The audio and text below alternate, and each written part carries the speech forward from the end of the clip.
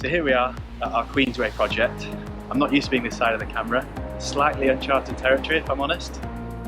Welcome to Project London's first behind the scenes look into one of our ongoing projects, where we'll give you exclusive access into the journey from initial concept through to completion. Hopefully you'll find it as interesting as we do. So this is an awesome project we're looking to develop and flip on behalf of our lovely client. Firstly, this is a fantastic location. We're nestled between Notting Hill on one side, Marylebone on the other. We're right on top of Queensway tube station, and Hyde Park is only a stone's throw away. The location really couldn't be better. There's a porter, it's safe and secure, perfect for the local market here. So a little bit more about this project then. With any project development, boosting value is a key brief and tailoring it towards the potential target market. This is a chunky apartment at over 1,500 square feet, and the plan is to maximise the number of bedrooms and the living accommodation as much as possible.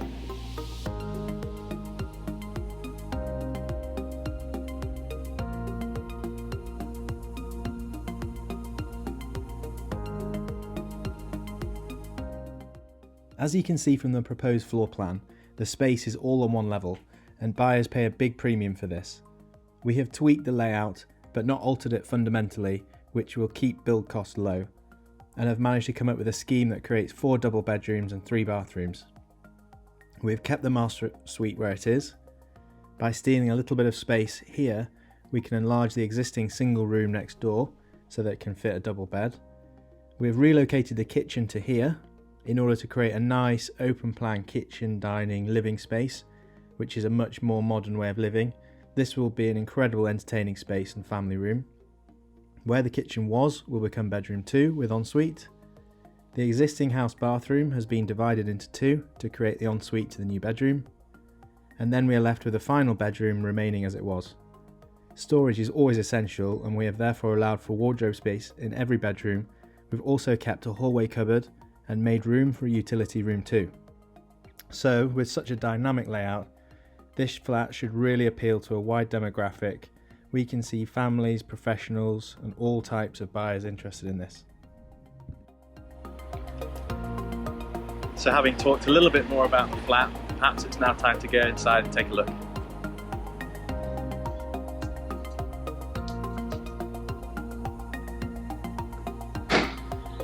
So the first thing we notice when entering the flat is how wide and inviting it is. Your eyes are drawn straight ahead towards the living kitchen dining room.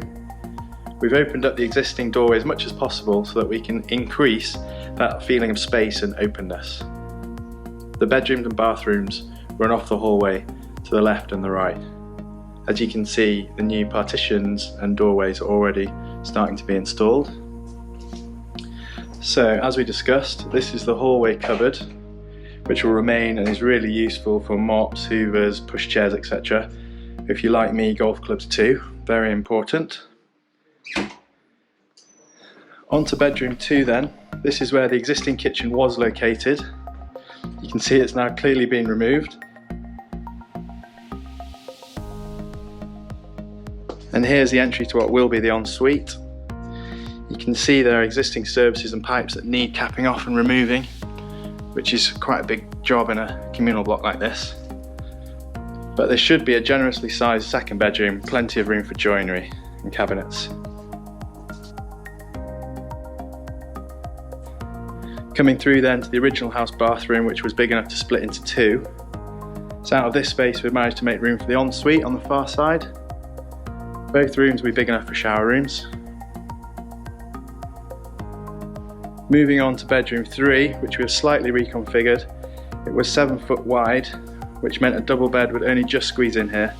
By moving the wall slightly and stealing just under a foot from the bathrooms, we've increased the width just enough to be able to walk around the end of the bed. Again, maximising space where possible.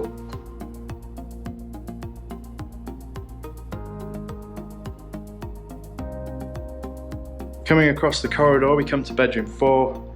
As we've mentioned, this is where we pinched some of the space from next door, creating enough room to fit a double bed and 2 small bedside tables. There's also enough room here for a desk in the window if a home office is preferred.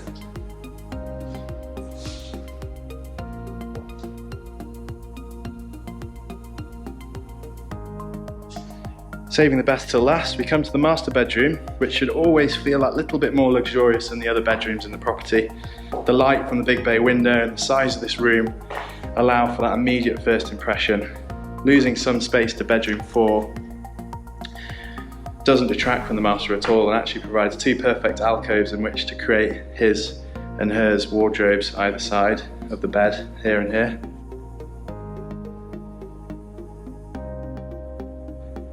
The ensuite has largely been kept the same size as it was.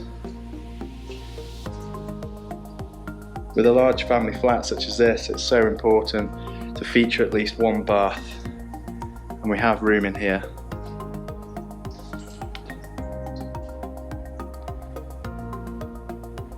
Never the most exciting room in the property, but very important nevertheless, is the utility room.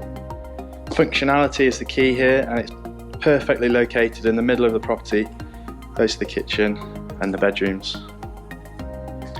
Finally, the living kitchen dining room, which is 40 foot in length and dual aspect windows at the front and the back, which is fantastic. Although one very big space, there are clearly defined spaces within it, with the kitchen located at one end with a bank of cabinets on this wall and an island in the middle. We'll have plenty of room for a 8 to 10 person dining table in the centre of the room, and then a designated area for living and sitting in the light bay window at the end over here. We're on the 4th floor here, and therefore far enough away from the hustle and bustle down here at street level, and also taking advantage of the lovely light you can see pouring in. If we come over here, we can even see a side view of Hyde Park, although probably not a key feature we'll include in the sales particulars.